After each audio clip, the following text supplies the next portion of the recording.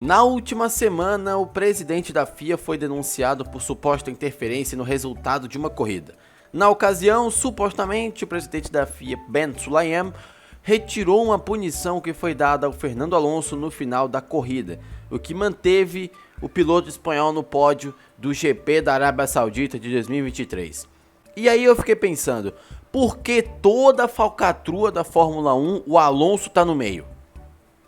Por quê? Pensando nisso, seja bem-vindo a mais um vídeo aqui do F1 e hoje eu vou te contar sobre todas ou quase todas as falcatruas que o Alonso se meteu na Fórmula 1 desde que ele chegou.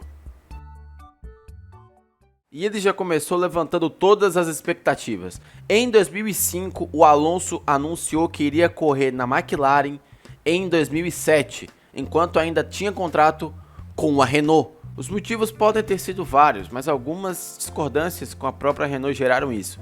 Chegou a surpreender o mundo inteiro porque ele tinha acabado de ser campeão com os carros franceses.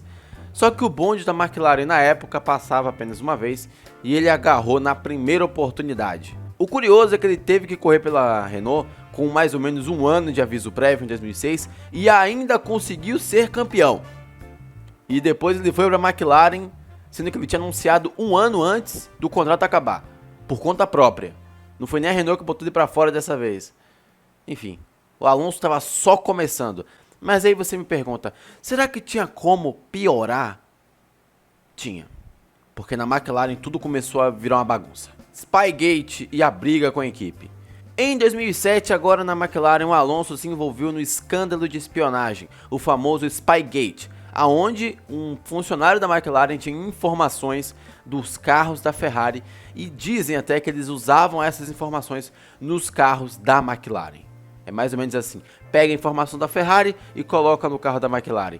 E aí o Alonso, para variar, estava envolvido sim. Porque, de acordo com algumas investigações, o Alonso teve acesso a informações, teve acesso indireto a alguns e-mails, tinha até alguns códigos indicando qual que é o balanço dos carros vermelhos se referente à Ferrari e, claro, a McLaren acabou sendo declarada culpada da situação e pagou uma multa gigantesca além de ter sido desclassificada. Para piorar, no meio de tudo isso, o Alonso ainda conseguiu brigar com a equipe porque, dizem as más línguas, a equipe queria favorecer Lewis Hamilton enquanto o Fernando Alonso estava tentando dividir a equipe para tentar fazer com que alguém ali trabalhasse em prol dele. Bom, no resultado, todo mundo perdeu nessa briga, McLaren perdeu, Hamilton perdeu, o Alonso perdeu e no fim foi só mais uma confusão que o Alonso se meteu na Fórmula 1. E aí você me pergunta, tem como piorar? Tem como fazer algo pior do que um escândalo de espionagem? Eu te digo que tem. Ou se tem. A briga com Felipe Massa no GP da Europa de 2007. Após se tocarem durante a corrida enquanto brigavam pela vitória, Alonso desceu do carro e começou a apontar para o lugar onde Massa bateu, dando a entender que o brasileiro fez de propósito. Daí quando eles subiram para a antessala do pódio, o Massa foi cobrar ele. E o mais incrível é que eles começaram a brigar em italiano. Inclusive tem até essa foto aqui, ó, do momento do pódio entre o Alonso e o Massa, em que dá pra ver muito bem que o Alonso tá felizão com o pódio, enquanto o Massa tá... Eu vou nem falar o que o Massa estava sentindo nesse momento.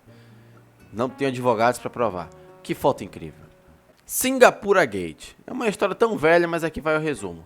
Alonso venceu o GP de Singapura em 2008, ano em que retornou à Renault após sair da McLaren, por motivos que eu já falei, na briga interna e tal, aonde seu companheiro de equipe Nelsinho Piquet bateu de propósito para favorecer o pit stop e safety car na hora certa na vida do espanhol. Se não bastasse isso, Alonso ainda tinha Flávio Briatore, que organizou tudo nos bastidores, e até hoje o espanhol diz que não sabia de nada.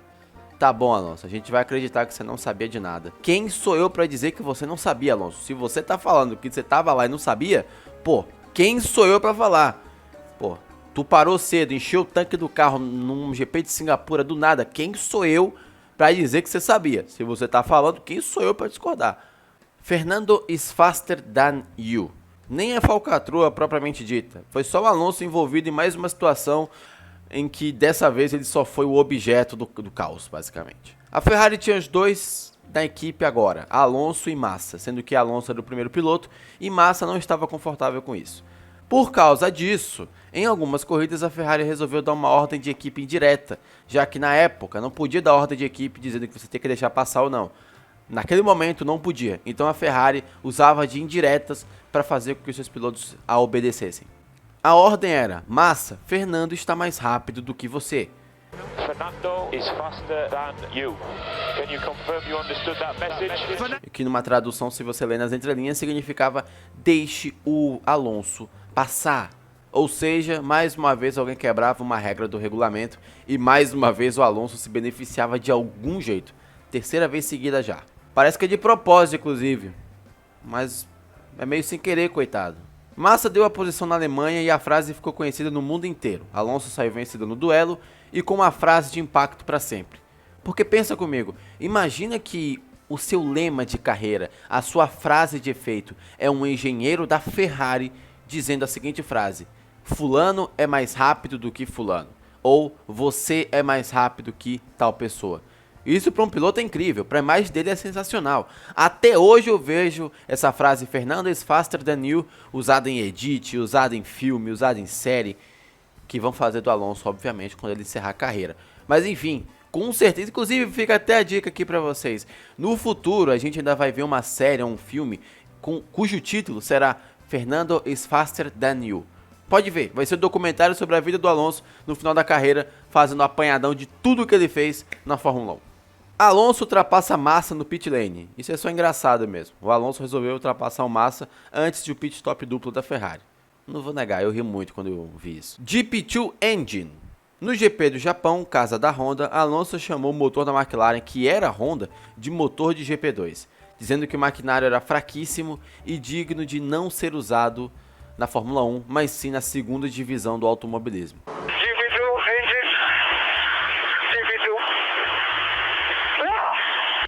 Eu nem preciso dizer o quão simbólico é. Imagine você chegar na casa do seu vizinho e você falar que, nossa, eu odeio sua porta. Sua porta é uma porta de canil. Claro que o exemplo foi péssimo, mas vocês me entenderam. O Alonso estava no quintal da Honda, falou mal da Honda no GP do Japão. Mas tudo por culpa da McLaren também, né? Que eles entregaram... A McLaren entregou um carro meia boca para o Alonso e queria que ele ficasse feliz. Isso não ia acontecer nunca, né? Oscar Gate. Esse é meu favorito. Agora, na Alpine, Alonso traiu a Renault de novo. Pois é. Na metade de 2022, Alonso assinou pela Aston Martin para correr em 2023. Até aí tudo bem. Só que após a Alpine anunciar que o Piastri substituiria o espanhol, o piloto australiano negou o acerto e disse que não ia correr pela Alpine, sendo que ele foi criado por lá na base francesa. E logo após a recusa, o Alonso postou um story, fazendo um sinal de positivo, bem no momento em que tudo isso estava acontecendo, bem no momento do anúncio do Piastri, como quem estivesse rindo da situação. Ou seja, em uma cajadada só, a Alpine perdeu Alonso e o Piastri, dois pilotos que ela estava enrolando nas temporadas de 2022 e também 2023 se pudesse, e acabou querendo os dois, ficou sem ninguém, um foi para a McLaren, o outro foi para a Aston Martin e a Alpine passou vergonha. De novo. E por fim, nessa última semana, o Alonso esteve envolvido em mais uma confusão. E dessa vez ele também não era o culpado e mais uma vez estava envolvido. O Alonso, no GP da Arábia Saudita de 2023, tinha que pagar uma punição de 5 segundos, porém acabou que um dos levantadores do carro encostou na sua Aston Martin e acabou com que, no momento em que ele estava pagando a punição, aquilo foi totalmente anulado. Então ele teria que pagar mais 10 segundos de punição por culpa daquela triscada. Alonso perdeu o pódio para a Rússia logo após a corrida e os 10 segundos seriam adicionados ao tempo dele, mas algo aconteceu e ele recuperou o pódio. Bom, hoje a gente talvez tenha descoberto que o que aconteceu foi que o chefe da FIA mandou tirar a punição em que tinham dado ao Alonso, por culpa do cara lá que levantou o carro na hora errada, ou melhor, que encostou no carro na hora errada. E aí, mais uma vez, o Alonso está envolvido numa situação em que há uma quebra de regras, já que o presidente da FIA não deveria estar interferindo no resultado de uma corrida, e ele, em tese, supostamente fez isso, e para variar, o Alonso foi beneficiado nessa história. Ei, Alonso, mais uma vez envolvido numa situação dessa.